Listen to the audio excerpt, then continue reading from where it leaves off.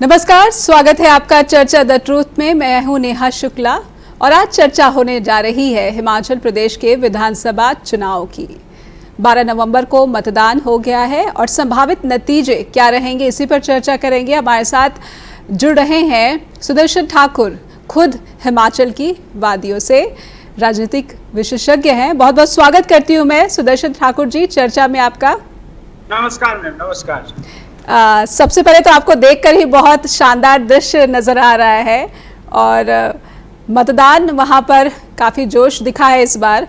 आप क्या कहेंगे, पहली प्रतिक्रिया? मैं इस समय मनाली केलोंग पांगी सड़क पे खड़ा हूँ। ये बीआरओ की सड़क है और ये लाहौल स्पीति विधानसभा के अधीन है। ये गांव लास्ट गांव है, इसके आगे एक गांव है तिंदी, उसके बाद चंबा जिले के किलाड़ और बरमौर का जो कॉन्स्टिट्यूएंसी शुरू होती है यहाँ से जी। तो अभी आज मतदान सुबह से काफी तादाद में जो यहाँ की महिलाएं हैं जो ट्रेडिशनल ड्रेस पहन के मतदान के लिए खड़े थे। और इस समय मौसम यहाँ पे काफी सुहाना है। आज मौसम बिल्कुल साफ है, आप पहाड़ियों पे देख सकते हैं, फ्रेश स्नोफॉल है। और नीचे मेरे पीछे की तरफ ये चिनाब नदी है जो पानी किलाड़ जम्मू होके पाकिस्तान के लिए जाती है। जी तो बहुत ही मनभावन दृश्य जो है आपके पीछे नजर आ रहा है और महिलाओं के वेशभूषा की भी आपने यहाँ पर बात कही है। तो एक उत्सव का माहौल जरूर हिमाचल में जो लोग हैं, जो जनता है, वो लोकतंत्र के इस महापर्व को उत्सव के तौर पर ले रहे हैं।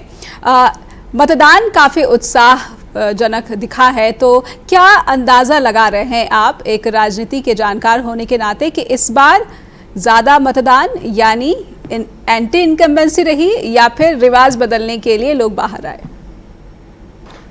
देखिए मैम, जहां तक हमने जो यहाँ पे लोकल जो लोग हैं, जो ट्राइबल वुमेन हैं या स्थानीय जो एम्प्लॉयज हैं, उनसे जब हमारी बात हुई है, एक इस चुनाव में मैंने एक चीज देखा है कि एम्प्लॉयज में एक अलग सा उत्साह है। वो खुल के सामने तो आ नहीं रहे, लेकिन ये ओपीएस का जो मुद्दा है वो हिमाचल प्रदेश विधानसभा में मैं समझ रहा हूँ कि ये भारी और anti incumbency factor second number पे है।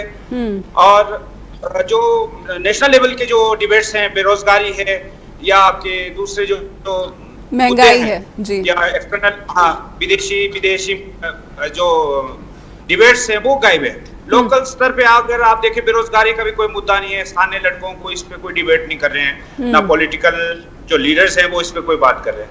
लोकल तीसरा फैक्टर जो ये है वो मैं देख रहा हूँ हिमाचल में, ये जो बेलिज्म या जो कास्टिज्म है वो भारी है जी। और ये जो मैनिफेस्टो में हमने कई बातें की है, पहले भी कई डिबेट्स में हमने बात की है, यूनिफॉर्म सिविल कोड, तो उस पे भी डिबेट जीरो है। यहाँ पे वो कोई मुद्दा ही नहीं रह रहा है। लोगों में ना पॉलिटिकली अपोनेंट्स आपस में बेस कर रहे हैं, ना जनता को इससे कोई लेना देना है। मेन जो मुद्दा है वो इस बार जो ओपीएस जी ज्यादा फोकस है। बाकी जो इंडिपेंडेंट्स जो राजनीतिक दल के जो ये बागी जो उम्मीदवार हैं, तो ये कई जगह सीट दर्द बने हुए हैं, कई जगह ये बहुत फाइट में है जी। जहां ये विधानसभा की बात करूं मैं, लाहौल स्पीति विधानसभा में यहाँ पे 3 उम्मीदवार हैं, कांग्रेस के रवि ठाकुर और बीजेपी के मार्कंडे और आम आदमी पार्टी के सुदर्शन जसपा जी। तो फाइट यहाँ पे है कांग्रेस और बीजेपी में। मुझे लग रहा है कि इन दोनों में फाइट है। और यहाँ का एक वैली है स्पीति वैली, वो अलग फैक्टर है, वहां से कोई उम्मीदवार नहीं है। तो लाहौल वैली से 3 जो विधानसभा के इलेक्शन में जो उठे हैं, तो स्पीति से जो चुनाव मतलब वोटर्स जिस तरफ वोट देंगे वो भारी पड़ेगा। और यहाँ से आगे है वो पांगी का एरिया पड़ता है, पांगी बरमौर का, तो ये 25 आगे वो सिंह बरमौरी जो कांग्रेस के हैं, और वो वहां भी 2 वैलीज है, पांगी का अलग है, बरमौर का अलग जी। तो ये साफ लग रहा है। इससे पहले कि ये विषय चर्चा से छूट जाए, मैं इस पर भी जान लेना चाहती हूँ कि बार बार एक तरह का शगुफा छोड़ा गया कि यूनिफॉर्म सिविल कोड, इसे लेकर जिस तरह से उत्तराखंड में कार्ड खेलने की कोशिश की गई, तो जयराम ठाकुर भी यही कोशिश करते नजर आए थे। क्या आप जिस जगह पर खड़े हैं, और हमने पहले भी इस विषय पर चर्चा की है कि हिमाचल प्रदेश की जनता को इस तरह के विषय पर खींचने की जो कोशिश बीजेपी ने की है, इसका कितना प्रभाव दिखता है आपको? देखिए मैम, ये मैंने भी पहले डिबेट में भी हमारी काफी चर्चा में मैंने इसमें कहा था कि जो ट्राइबल जो कस्टमरी राइट्स है वो डिफरेंट है। वो हिमाचल के जो ट्राइबल एरिया है वहाँ पे हिंदू एक्ट एप्लीकेबल नहीं है, वहाँ पे रिवाज आम जो लोकल कस्टमरी एक्ट्स हैं वो लागू है जी।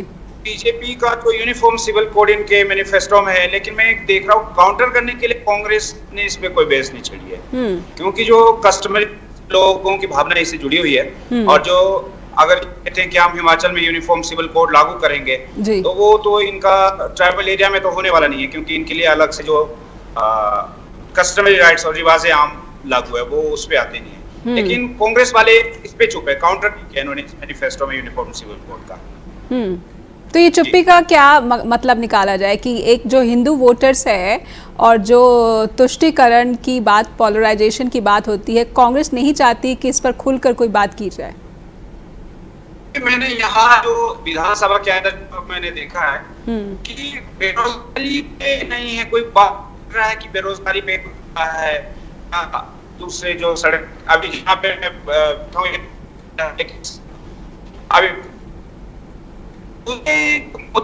तो लोगों के डेली लाइफ को इस पे कोई काउंटर नहीं कर रही है। सोशल मीडिया में कैरेक्टर असैसिनेशंस के एक दूसरे की वो ही मुद्दे चल रहे हैं, बाकी कोई कंस्ट्रक्टिव कुछ नहीं है जी। एक छोटे से ब्रेक के लिए रुकेंगे सुदर्शन जी, और कोशिश करेंगे कि जो नेटवर्क संबंधी समस्या आ रही है उसे भी दूर किया जाए, ताकि जो हमारे राजनीतिक विशेषज्ञ हैं सुदर्शन ठाकुर, उनकी बात दर्शकों तक बिना किसी बाधा के पहुंचाई जा सके। एक छोटा सा ब्रेक यहाँ पर लेते हैं और ब्रेक के बाद फौरन लौटेंगे। ब्रेक के बाद फिर से स्वागत है आपका। आप देख रहे हैं चर्चा द ट्रुथ, और आज चर्चा का विषय हिमाचल प्रदेश के विधानसभा चुनाव, जहां पर मतदान को लेकर स्थानीय लोगों में काफी उत्साह नजर आया। एक उत्सव की तरह उन्होंने लोकतंत्र के महापर्व को मनाया है। हमारे साथ राजनीति के विशेषज्ञ और हिमाचल प्रदेश के मामलों के जानकार सुदर्शन ठाकुर खुद लाहौल से जुड़े हैं आज चर्चा के दौरान, और उनसे बातचीत आगे बढ़ाते हैं। सुदर्शन जी, इस बार चुनाव प्रचार जो दिखा हिमाचल प्रदेश में, एक कैंपेनिंग जो रही बीजेपी की तरफ से, पूरी ताकत खुद प्रधानमंत्री नरेंद्र मोदी की रैलियां दनादन यहाँ पर नजर आई, और चाहे वो उत्तर प्रदेश के मुख्यमंत्री हो, चाहे उत्तराखंड के मुख्यमंत्री हो, कोई भी जो बड़ा फेस है बीजेपी का वो चूका नहीं यहाँ की धरती पर मतदाताओं को आकर्षित करने में। आपको ये पूरा चुनाव प्रचार जो है आप किस तरह से देखते हैं? बीजेपी की पहले मैं बात करना चाहूंगी, उसके बाद आते हैं कांग्रेस पर। देखिए मैम, ये जो हिमाचल के बार का जो विधानसभा चुनाव है तो यहाँ मैं देख रहा हूँ कि ये जो नेशनल लेवल के लीडर्स हैं उनका कोई ज्यादा फर्क नहीं पड़ने वाला है, क्योंकि जो हर विधानसभा में अपने अलग प्रॉब्लम्स हैं और अलग फैक्टर्स हैं। कहीं पे बुनियादी सुविधाओं के लिए लोग लड़ रहे हैं, कहीं हाइडल प्रोजेक्ट्स की लड़ाई है, कहीं पे मतलब हर कॉन्स्टिट्यूएंसी में अलग है। तो ये जो नेशनल लेवल के जो लीडर्स जो आए थे को यहाँ पे, चाहे दोनों पार्टियां के हो, तो एक हिसाब से ये जो गांव के जो लोग हैं, महिला मंडल है, इनके लिए आउटिंग था। ये एक जगह पे जाएंगे, गाड़ियां हैं, खाने के लिए इन्होंने इंतजाम किया हुआ, लंच और ब्रेकफास्ट, तो वो एक हिसाब से एक आउटिंग जो मैंने बात की है, लोगों का नजरिया देखा है, तो यहाँ कई लोग आए, वो कोई ज्यादा फर्क नहीं पड़ने वाला। मोदी जी, प्रधानमंत्री जी का भी मैंने देखा है कि उनके कई ताबड़तोड़ हिमाचल में जो पिछले 3-4 जो उनके रैली हो चुके हैं, तो वो लोकसभा का इलेक्शन और विधानसभा में बिल्कुल अलग फैक्टर है। विधानसभा में आपके पार्टी है, इलाका है, बेली है, इसका अलग अलग फर्क पड़ने वाला है। तो मुझे नहीं लगता है कि नेशनल लेवल के लीडर्स आके ज्यादा इधर फर्क करेंगे, पड़ेगा जी। एक बात ये कि खुद प्रधानमंत्री नरेंद्र मोदी ने कांग्रेस के जो राहुल गांधी है नेता, उन्हें कांगड़ा की रैली में ये पूछा कि वो नहीं आए, दिल्ली से कोई नेता कांग्रेस का आपका हाल जानने नहीं आया। रविशंकर प्रसाद ने कहा कि राहुल क्यों नहीं आ रहे प्रचार के लिए। तो ये सीधा सीधा जो हमला किया गया राहुल गांधी पर और कांग्रेस के जो ए लिस्टर नेताओं पर किया गया है बीजेपी के बड़े चेहरों की तरफ से, ये क्या आप समझ पा रहे हैं कि ये किस लिए किया गया? ये जहां देखिए, ये मैं अभी भी कह रहा था कि जो नेशनल लेवल के लीडर्स हैं, प्रधानमंत्री जब आए थे, जो उनका पहला चुनाव था, तो लोगों में इम्प्रेस में मतलब एक था कि प्रधानमंत्री यहाँ पे कुछ घोषणा करके जाएंगे कि ये ओपीएस का बात करेंगे, तो वो बड़े बेसब्री से इसका इंतजार कर रहे थे। लेकिन ओपीएस का ना प्रधानमंत्री ने ना जिक्र किया, ना इसके बारे में कोई घोषणा हुई, तो वो एक मायूसी, एम्प्लॉइज जो ओपीएस के जो कर्मचारी वर्ग है, एम्प्लॉइज है, ऑफिसर्स है, तो वो उन्होंने यहाँ पे जो मेन जो ओपीएस का है वो कांग्रेस ने ये मुद्दा छीना हुआ है, और मुझे लगता है ये एक बहुत बड़ा मुद्दा होगा अगर कांग्रेस के जो एमएलए है वो विधानसभा में पहुंचते हैं मेजोरिटी पे, क्योंकि ओपीएस जो है वो एक एम्प्लॉयज का एक मेन जो चुनाव में इस बार में देख रहा हूँ कि हर घर से एक एम्प्लॉय है, तो एक एम्प्लॉय अगर एक घर में 5 वोट को इफेक्ट करेगा तो ये काफी मतलब सेटबैक है रूलिंग पार्टी के लिए। जी, तो रूलिंग पार्टी के लिए बड़ा सेटबैक। और साथ ही मैं जानना चाहूँगी कि कांगड़ा जो सीट है, कांगड़ा जो वहाँ पर 15 सीट्स आती हैं वो इलाका, और यहाँ पर सेना की जो भर्ती है उसका एक अलग ही उत्साह देखा जाता है। अग्निवीर को लेकर युवाओं में भी गुस्सा है और साथ ही साथ उन परिवारों में भी गुस्सा है जो परंपरागत तरीके से सेना में भर्ती होते आ रहे हैं, और वो सेना को एक जोश की तरह देखते हैं कि देश की सेवा करनी है और सेना में जाना एक फख्र की बात समझते हैं। ऐसे परिवारों को लेकर आपका रुझान क्या, आप किस तरह से देख रहे हैं कि उनका रुझान इस बार चुनाव में क्या नजर आ रहा है? देखिए, जो अभी विधानसभा है वो अग्निवीर का मुद्दा भी काफी गर्म है, लेकिन अग्निवीर जो हिमाचल का जो मेजोरिटी जो एम्प्लॉयमेंट है वो सेना है जी। यहाँ के जो बच्चे हैं वो बड़े फ्लेक्सिबिलिटी से सेना का इंतजार करते हैं। एक तो क्या है कि आपका परमानेंट जॉब है और पेंशन है, इसमें एक छोटे से उम्र में आपका सेटलमेंट है। तो ये जो अग्निवीर है ये भी एंटी इनकम्बेंसी और जो प्रेजेंट गवर्नमेंट है इसके खिलाफ है। युवा जो है वो सरकार के खिलाफ है, और ये जो अग्निवीर वाला है ये कोई मतलब वो नहीं है कि भाई इनको वोट बैंक बढ़ेगा, घटेगा जरूर। तो रूलिंग पार्टी के लिए ये भी एक सेटबैक है जी। और खुद प्रधानमंत्री 1 रैंक 1 पेंशन की बात कर रहे थे कि ये हमने लागू की, तो इस तरह की बातों का कितना जो प्रभाव है वो दिखता है आपको, अगर आप किसी जो सैन्य वहाँ पर परिवार हैं उनको जानते हैं या उनसे किसी तरह की इंटरेक्शन कर पाए?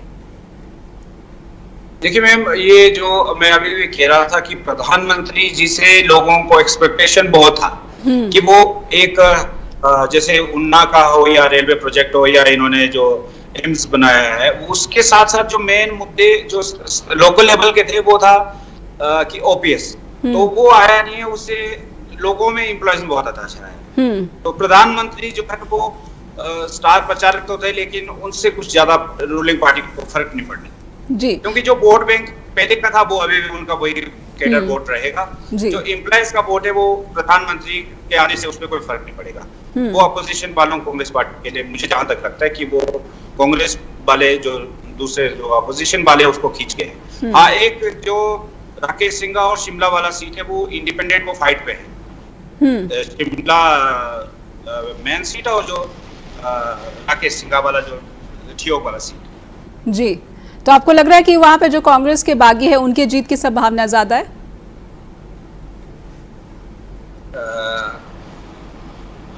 जी, दोबारा दोहराएंगे मैम? ये जिस सीट की आपने बात की, विक्रमादित्य की बात करती हूँ मैं, कि विक्रमादित्य पीछे जब विधानसभा चुनाव में जीते थे, और इस बार उनकी कितनी संभावना दिखी आपको? ये सीट निकालने वाली सीट है, कांग्रेस के फेवर वाली सीट है ये विक्रमादित्य। और ये जो 3-4 जो सीटें हैं जो ट्रेडिशनल कांग्रेस की सीटें हैं, तो ये विक्रमादित्य और दूसरे जो अग्निहोत्री वो भी शायद सीट निकाल ले अपनी। तो बाकी जगह पे कांटे कर किन्नौर पे आ जाए, वहाँ पे तेजवंत नेगी जो है वो इंडिपेंडेंट है, सूरज नेगी बीजेपी के ऑफिशियल कैंडिडेट है, और जो सिटिंग एमएलए हैं वो 3 टाइम के एमएलए हैं। तो वहाँ ट्रायंगुलर फाइट है किन्नौर में भी जी। सुदर्शन जी, इस बार हिमाचल प्रदेश में जो चौंकाया है वो कांग्रेस ने चौंकाया है। वो पार्टी जो कि गुटबाजी का बुरी तरह से शिकार थी, चुनाव में कार्यकर्ता हो या फिर नेता हो या फिर अलग अलग वैचारिक मतभेद करने वाले नेता, जो पारस्परिक मतभेद होने के बावजूद एकजुट होकर अपनी पार्टी के लिए काम करने की बात हो या फिर कैंपेनिंग की बात हो, तो यहाँ पर कांग्रेस ने अपनी वर्किंग से लोगों को चौंकाया है। आपकी नजर में क्या है ये? देखिए, ये सही में चौंकाया है। एक बार विधानसभा चुनाव में अगर हम देखते हैं, कांग्रेस के अंदर कोई गुटबाजी नहीं दिख रही है। यहाँ पहले क्या था, हर कॉन्स्टिट्यूंसी में इनके जो दूसरे जो लोग हैं वो उठ जाते थे, इंडिपेंडेंट फाइट करते थे। तो इस बार अगर आप देखिए, पॉल सिंह है, शिमला वाले प्रतिभा मैडम है, मुकेश अग्निहोत्री हैं, हाँ बीच में आनंद जी आए थे, तो उनसे कुछ मिस स्टेटमेंट्स निकली हैं। अगर और इसमें अगर हम देखें, ज्यादा से ज्यादा देखें कि कांग्रेस में इस बार गुटबाजी कम है, बीजेपी के। अब ये चुनाव के बाद क्या होगा ये तो अलग बात है, लेकिन फिलहाल गुटबाजी कांग्रेस इस विधानसभा चुनाव में देखने को नहीं मिली है। जी बिल्कुल चौंकाती है कांग्रेस यहाँ पर। और क्या ये आप श्रेय देंगे प्रतिभा सिंह को इसके लिए कि वो जो जितने भी विरोधी हैं उन्हें फिलहाल जो है वो एकजुट रख पाने में या फिर शांत रख पाने में कामयाब रही? हाँ, बीइंग पीसीसी प्रेसिडेंट ये हक ये मतलब उनको जाता है कि वो जैसे सुखविंदर सुक्खू हैं या अग्निहोत्री है, इधर कौल सिंह जी हैं, तो इन लोगों को एक उन्होंने बांध के रखा है। तो ये पीसीसी प्रेसिडेंट को जाता है, भले ही वो शुक्ला साहब इनके जो यहाँ पे काफी प्रभारी जी सक्रिय थे, हाँ प्रभारी थे। तो एक मैंने यहाँ पे एक चीज देखा है कि यहाँ जो एआईसीसी के जो जॉइंट सेक्रेटरी हैं राहुल गांधी के टीम के गोकुल पटेल, वो एक डार्क फोर्स है, वो पर्दे के पीछे है। वो एक जो कांग्रेस को जो एक्चुअली में जो चाहे आप सोशल मीडिया में देखें, आईटी में देखें, यूथ में देखें, उनका जो प्रोग्राम है वो बहुत बढ़िया है। उन्होंने बड़ा सेटअप किया है ग्राउंड लेवल से ऊपर तक। वो रहते खुद तो शिमला में ने वहाँ पे बनाया हुआ है, लेकिन वो एक मुझे लगता है जो ये गोकुल पटेल है पालमपुर से, जिनके दादाजी वहाँ पे स्पीकर रहे हैं, तो एक इनका भी रोल इस बार विधानसभा चुनाव में देखने को मिली है, अच्छा है। जी बिल्कुल, कांग्रेस के लिए काफी जो है मुस्कुराने के जो है मौके लग रहा है कि आने वाले हैं। एक छोटा सा ब्रेक यहाँ पर लेने के लिए कहा जा रहा है सुदर्शन जी, तो एक छोटा सा ब्रेक यहाँ पर लेने के लिए रुकते हैं और फौरन लौटेंगे ब्रेक के बाद। ब्रेक के बाद फिर से स्वागत है आपका। आप देख रहे हैं चर्चा द ट्रूथ और आज चर्चा का विषय हिमाचल प्रदेश के विधानसभा चुनाव का मतदान और इसके नतीजे क्या संभावना बनी हुई है बीजेपी की और कांग्रेस की और आम आदमी पार्टी की। हमारे साथ बने हुए सुदर्शन ठाकुर लाहौल से और उनके पास दोबारा जाते हैं। सुदर्शन जी, बीजेपी ने इस बार जो है अपने बागियों को काबू में रखने में या नियंत्रण में रखने में एक निराशाजनक प्रदर्शन किया है। आप किस तरह से आते हैं, खुद प्रधानमंत्री जो हैं उन्हें फ़ोन करना पड़ा कि बीजेपी के जो उम्मीदवार है उनके लिए बागी उम्मीदवार जो है अपना नामांकन वापस ले ले, चुनावी मैदान से हट जाए। तो ये सब बातें जब हिमाचल प्रदेश से निकल कर आती हैं तो साफ साफ नज़र आता है कि खुद प्रधानमंत्री भी जो है वो मजबूर हो गए हैं बागियों के सामने। जी मैम जी, ये बड़े मजेदार बात है कि बीजेपी के बागी उम्मीदवारों को प्रधानमंत्री जी फोन कर रहे हैं, फिर भी प्रधानमंत्री जी उनको मना नहीं पा रहे हैं।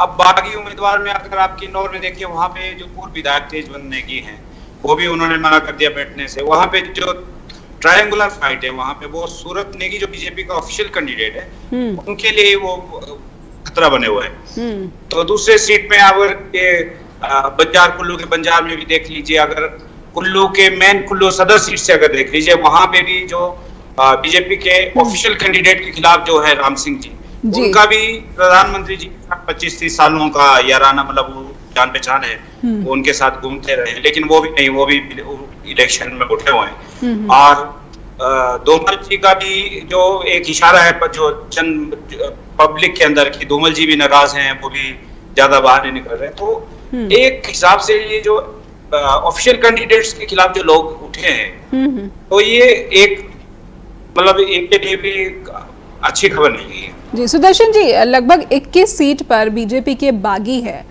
और अगर कांग्रेस के बागी को देखा जाए तो उनकी संख्या बहुत ही कम है। तो ऐसा लग रहा है कि जो बागी नेता चुनावी मैदान में उतरे बीजेपी के खिलाफ, इसमें नाकामी किसकी है, प्रदेश भाजपा अध्यक्ष की या जयराम ठाकुर की?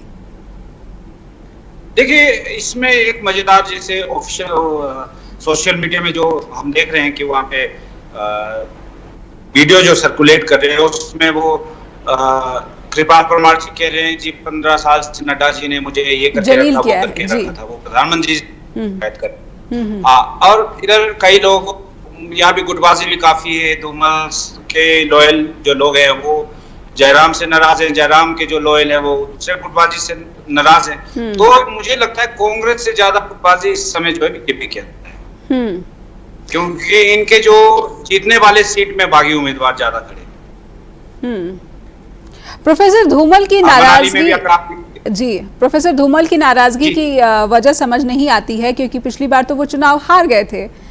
तो बीजेपी ने अपनी सीट पक्की करने के लिए इस बार उनको टिकट नहीं दिया और इसकी नाराजगी उनके बेटे अनुराग ठाकुर में भी नजर आई। वो मंच पर चढ़कर भावुक भी हो गए जनता के सामने। उन्होंने कहा कि किस तरह से उनके जो पिता हैं प्रोफेसर धूमल, वो जमीन से जुड़े कार्यकर्ता रहे हैं।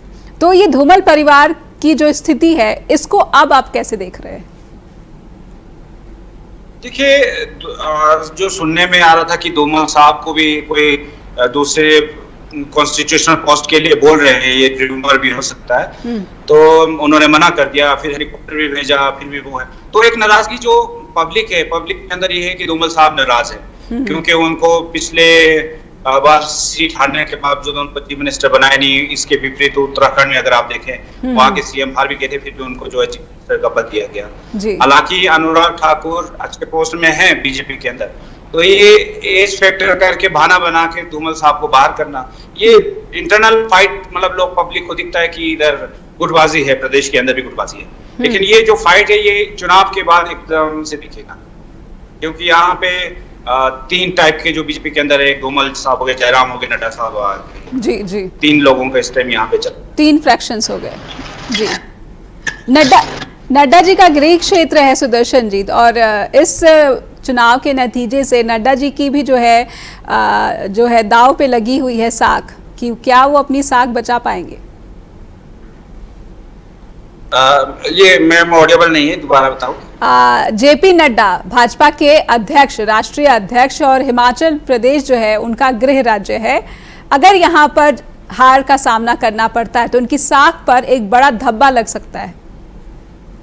जी जी जी, बिल्कुल। नड्डा साहब का ऐसा है कि नड्डा साहब का जो इक्वेशन है जयराम जी के साथ, वो बड़ा एक प्लेटफॉर्म है। तो जो जयराम जी को भी बाद नड्डा साहब का है, तो अगर ये इलेक्शन बीजेपी का हो, वो जरूर वो नड्डा साहब का बिल्कुल उनके ऊपर, क्योंकि वो सर टिकट हो चाहे दूसरे हो, धूमल साहब भी कह रहे थे कि ये नड्डा साहब ने टिकट काटी है, तो वो नड्डा साहब के लिए अच्छी खबर नहीं है। जी, तो नड्डा साहब के लिए अच्छी खबर नहीं है। लेकिन जहां तक मैं हिमाचल प्रदेश की राजनीति को समझ रही हूं, जब से जयराम ठाकुर ने मुख्यमंत्री पद संभाला है, तब से जो ओवरऑल जो लीडरशिप है या कंट्रोल है, वो सेंटर से ज़्यादा यहां पर प्रभावित नजर आई है। और बेशक कहते हैं कि डबल इंजन सरकार है, लेकिन कोई स्थानीय परियोजनाएं जो ऐसी कोई चमत्कारी को, खुद जो मंडी से एयरपोर्ट जो है, इंटरनेशनल एयरपोर्ट की बात कर रहे थे, वो भी संभव नहीं हो पाया। तमाम जो बातें हुई वो तो शुरुआत ही नहीं हो पाई अस्तित्व के, जो एयरपोर्ट है उसके अस्तित्व में आने की। हाँ बिल्कुल, ये शुरू में ये था कि मंडी में इंटरनेशनल एयरपोर्ट ये बनाएंगे बीजेपी, जयराम जी का ड्रीम प्रोजेक्ट था जी। लेकिन देखिए 5 साल बाद ना आप लैंड एक्वायर कर पा रहे हो, ना आपने कोई नोटिफिकेशन है निकाली है, और जो स्थानीय मंडी लोग उस इलाके के लोग हैं वो भी इसके विरोध में। बाकी कोई को एक बड़ा कोई प्रोजेक्ट नहीं आ पाए हिमाचल के अंदर, एम्स, और अगर हम रेलगाड़ी ये जो रेल प्रोजेक्ट को देखेंगे, इधर कुल्लू में है, कुल्लू में कोई ऐसा इन्होंने कोई मेडिकल कॉलेज या यूनिवर्सिटी नहीं है, वहाँ पे वो एक नेग्लेक्टेड डिस्ट्रिक्ट है। 3 डिस्ट्रिक्ट ऐसे हैं जहाँ पे बड़े इंस्टीट्यूट ही नहीं आए हैं। हाँ, IIT और IIM जैसे जो इसके टच पे आए हुए हैं, अनुराग जी भी सेंट्रल यूनिवर्सिटी कांगड़ा में लाए। अगर हम देखें वो बेरोजगारी को कैसे हटाओगे? आपके जो एम्प्लॉयमेंट सोर्स थे बद्दी नालागढ़, वो आज के डेट में डंप हो चुके हैं। हालांकि आपने 70% आरक्षण के लिए हिमाचल के रखा था, लेकिन आज के डेट में कोई ऐसा प्रोजेक्ट नहीं है जहाँ पे लोगों को एम्प्लॉयमेंट मिले या स्थानीय लोगों को वहां पे कोई जॉब मिले। जी, महिलाओं की बात करना चाहूंगी। अगर महिला वोटर को आकर्षित करने में कोई कामयाब नजर आ रहा है तो वो कांग्रेस नजर आ रही है। ये जो महिलाओं को स्टाइपेंड देने की बात हुई है, और ये बड़े पैमाने पर दावा भी किया गया है कि रजिस्ट्रेशन काफी संख्या में, लाखों की संख्या में महिलाओं ने करा लिया है पहले से ही, तो क्या पहले से ही महिला मन बना चुकी हैं कि वो कांग्रेस को इस बार जिताएंगी? महिलाओं का जो एक्चुअली में हिमाचल में जो वोटर्स हैं, वो ज्यादा जो चाहे कांग्रेस हो चाहे बीजेपी हो, वो ये महिलाओं को अट्रैक्ट करने के लिए कुछ बार बार कुछ ना कुछ निकालते हैं जी। तो इस बार कांग्रेस का भी जो मैनिफेस्टो में जो इन्होंने निकाला है वृद्ध महिलाओं के लिए या जो 30 साल से ऊपर के वालों के लिए, तो हाँ ये एक अट्रैक्शन है महिलाओं के लिए। लेकिन जो ट्रेडिशनल जो हिमाचल के जो लोगों की जो मूलभूत सुविधाएं समस्याएं हैं, चाहे एप्पल क्रॉप्स के मार्केटिंग, के लिए हो, चाहे वेजिटेबल मार्केटिंग के लिए हो, तो वो बिल्कुल, चाहे जो है दूसरे मतलब कैश क्रॉप्स के लिए, वो कोई हिमाचल कुछ नहीं, वो सब का सब चंडीगढ़, पंजाब और दिल्ली के मंडियों पे निर्भर है। ये आपने के जो हिमाचल के जो बागवान है वो खुश नहीं। जी, आपने एक बहुत ही जो है गंभीर विषय उठाया है कि एप्पल के जो बागवान हैं, जो एप्पल ग्रोवर्स हैं, उनकी नाराज़गी लगातार बनी हुई थी जयराम सरकार से, और जो जीएसटी बढ़ा दिया गया था 6%, पैकेजिंग के जो तमाम चीज़ें होती है, सामग्री होती है, उस पर, उसको जो है जयराम सरकार जो है खुश करने में या फिर इस समस्या के समाधान में नाकाम रही है, और ये काफ़ी प्रभावित हिमाचल के जो ऊपरी इलाके हैं वहां पर कर सकती है, बीजेपी के विरोध में जा सकती है।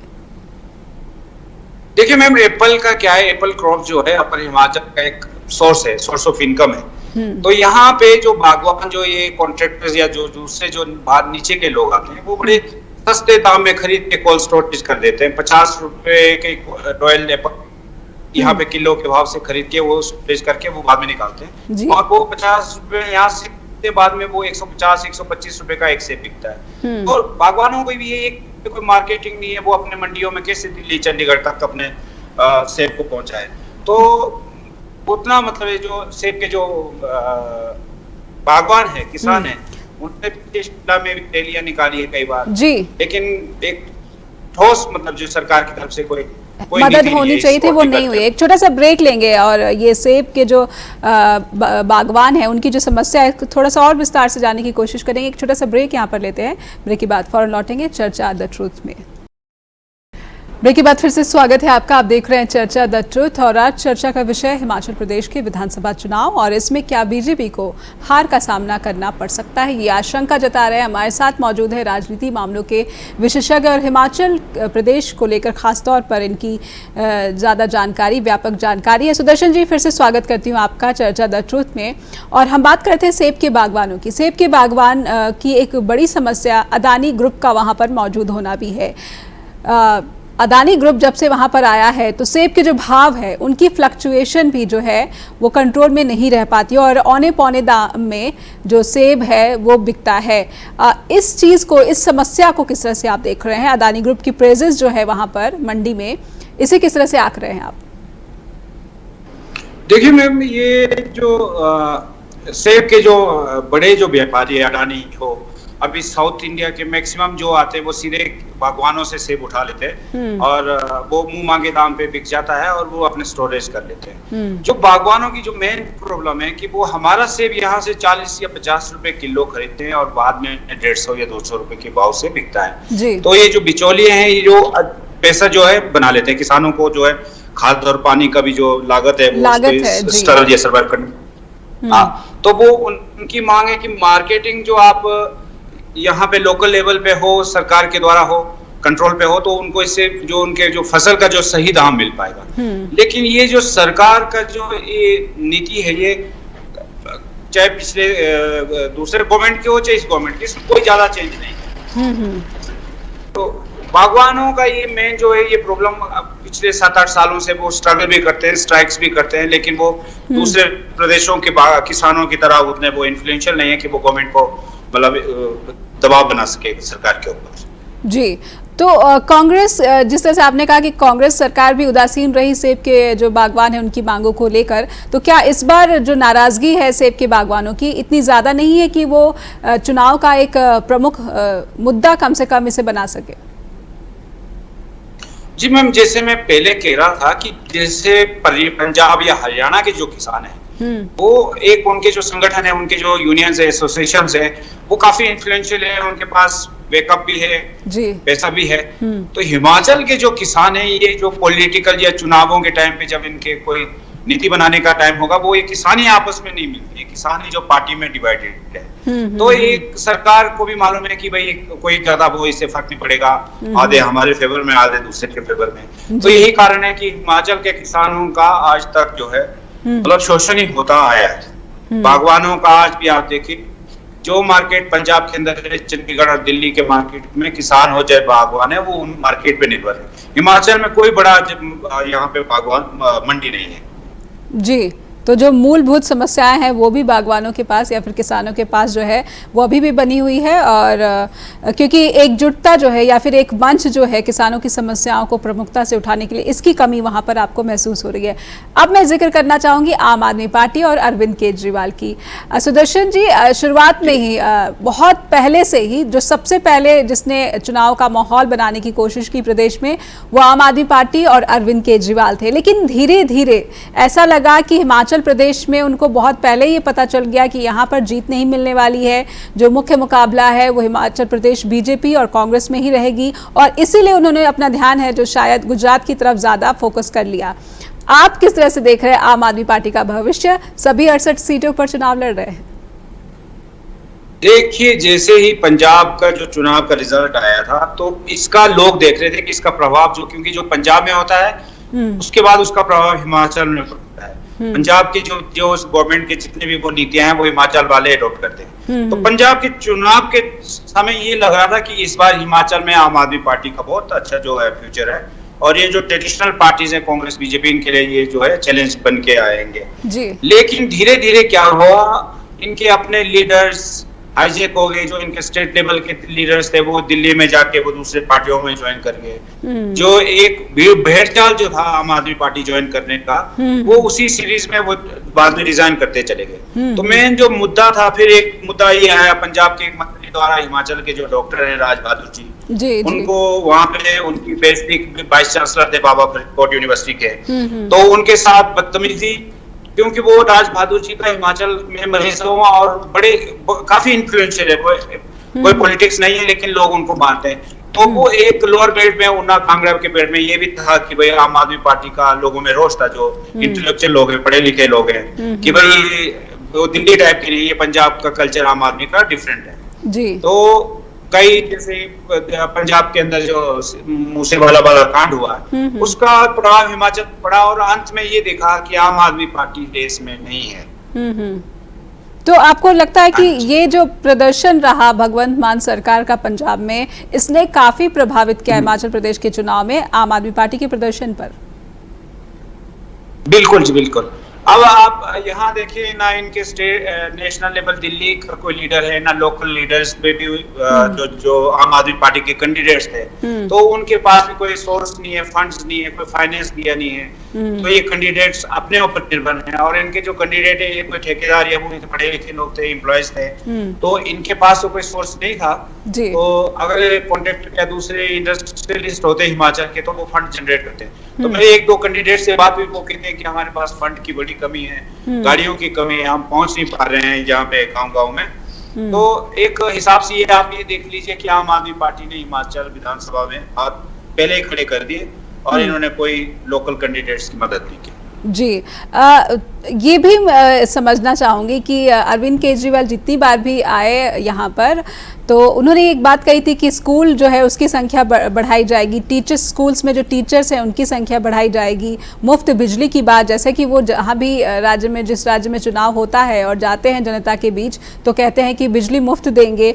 तो ये जो आकर्षण है जनता के लिए आम आदमी पार्टी का, वो शायद आकर्षित नहीं कर पाई हिमाचल प्रदेश की जनता को। जी जी बिल्कुल। एक्चुअली में ये हिमाचल के जो मैक्सिमम अगर आप देखें रूरल एरियाज के, तो यहाँ पे कांग्रेस बीजेपी ही लोगों के जुबान पे है। थर्ड फ्रंट का एक पंडित सुखराम के टाइम आए थे, वो 3-4 सीटें निकाल गए थे। तो अभी जो अरविंद केजरीवाल भी जो पहाड़ियों के नब्ज टटोलने में नाकाम रह गए। ये रिमोट एरिया में, दूसरे इलाकों में स्कूल के मुद्दे जो है, यहाँ पे हिमाचल के स्कूलों का बहुत बुरा हाल है, हेल्थ का बहुत बुरा हाल है। हेल्थ का जो है पूरा का पूरा है हिमाचल, 6-6, 7-7 मेडिकल कॉलेज यूनिवर्सिटी होने के बावजूद आप देखेंगे पीजीआई के ओपीडी में सबसे ज्यादा हिमाचल के लोग होते हैं। जी जी। तो वो मुद्दे लोगों तक पहुंचाने में वो आम आदमी पार्टी के कैंडिडेट्स और इनके नेशनल लीडर्स नाकाम रहे। हो सकता है कि इनके जो हिमाचल के प्रभावित है, सत्येंद्र जैन वो जेल में चले गए, उससे इनका थोड़ा सा, पहले उन्होंने काफी अच्छा यहाँ पे ऑर्गेनाइजेशन में लोग इकट्ठे किए हुए थे, लेकिन जब से वो के केस में फंसे हैं, फिर उसके बाद संभालने वाला कोई नहीं मिला आम आदमी पार्टी।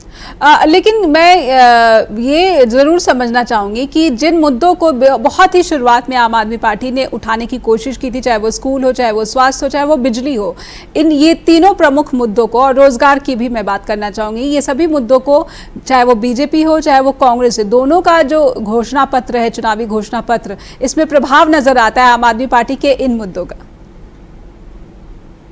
जी, मैं जैसे पहले कह रहा था कि आम आदमी पार्टी दोनों दल जब ये पंजाब विधानसभा चुनाव के बाद ये लोग डरे हुए थे कि भाई ये कुछ ना कुछ करेंगे, लेकिन आज के डेट में अगर आज हम विधानसभा चुनाव के टाइम देखते हैं तो इसका कोई फर्क नहीं पड़ता जी। स्कूलों का बहुत बुरा हाल है हिमाचल में, आप देखिए स्कूल हो, हेल्थ सेंटर्स हो, बहुत बुरा हाल है। आप शिमला से लेके जाए, छोटे छोटे इन्होंने मेडिकल ये जो कम्युनिटी हेल्थ सेंटर या पीएचसी खोल के रखे, लेकिन अगर आप वहां जाए, वहां पे ना ईसीजी है ना एक्सरे है, और अगर आप बड़े बड़े लोग देखें सारे के सारे चंडीगढ़ भागते हैं। तो समझ से ये भी नहीं आप ये 6, 7, 8 मेडिकल कॉलेज है, एम्स है, यूनिवर्सिटीज है, आईजीएम्स है, फिर भी लोग चंडीगढ़ ही ज्यादा भागते हैं मेडिकल जो काबिल प्रशिक्षित जी वहाँ पे एम्प्लॉयमेंट भी जो है एक बड़ी समस्या है। आखिर कुछ समय रह गया है, कुछ पल रह गए, क्षण रह गए हैं। सुदर्शन जी, जानना चाहूँगी क्या जो हिमाचल प्रदेश की जनता है वो जो नारा प्रधानमंत्री नरेंद्र मोदी ने दिया है कि परंपरा रिवाज बदलेगी, हर 5 साल में सरकार बदल दी जाती है तो ये रिवाज बदलेगी, आपको इस नारे का क्या प्रभाव दिख रहा है? मैं इसके जरा थोड़ा सा विपरीत हूँ, क्योंकि ट्रेडिशनल जो हिमाचल का अगर आप चुनाव देखते आए हैं, यहाँ के मास लीडर्स थे, वीरभद्र सिंह जी थे, फिर भी यहाँ पे हर 5 साल में अल्टरनेट सरकार बदलने का एक रिवाज है यहाँ पे जी। तो आपकी बात, जहां तक मेरा प्रिडिक्शन नहीं कहूंगा कि जो ये ओपीएस का मुद्दा, जो एंटी इनकम्बेंसी फैक्टर है, ये प्रेजेंट गवर्नमेंट की जो है मुसीबत खड़ी हो जाएगी इसके लिए जी। और क्या बहुमत जो है कांग्रेस की झोली में जाती दिख रही है, या फिर जो है एक त्रिशंकु विधानसभा जिसको कहते हैं, जिसकी आशंका होती है किसी भी प्रदेश के लिए सही नहीं जी? नहीं, इस समय मुझे जहां तक लग रहा है कि वो 35 से ऊपर कांग्रेस वाले चढ़ जाएंगे। चलिए, बहुत बहुत शुक्रिया आपका कि चर्चा में आप आए, और जो ट्रूथ है हिमाचल प्रदेश के विधानसभा चुनाव में अलग अलग दलों की क्या स्थिति है, क्या ट्रूथ है, ये आपने हम तक पहुंचाया। बहुत बहुत धन्यवाद आपका सुदर्शन ठाकुर जी, और चर्चा में आने के लिए आपका बहुत बहुत शुक्रिया। आपने हिमाचल प्रदेश के बारे में इतना विस्तार से हमें सब कुछ जानकारी दी, और उम्मीद करते हैं कि हमारे दर्शकों को भी हिमाचल प्रदेश विधानसभा में जनता का क्या रुख है, विधानसभा चुनाव को लेकर, मतदान को लेकर, विभिन्न दलों को लेकर, और आम आदमी पार्टी ने क्यों यहां पर खामोशी साध ली, इन तमाम सवालों पर उम्मीद करते हैं कि आपको उत्तर जरूर मिल चुका होगा। आज के लिए बस इतना ही, फिर मिलेंगे अगले हफ्ते किसी बड़े विषय के साथ, किसी बड़े विशेषज्ञ के साथ। तब तक अपना ख्याल रखिए और मुझे दीजिए इजाजत। धन्यवाद।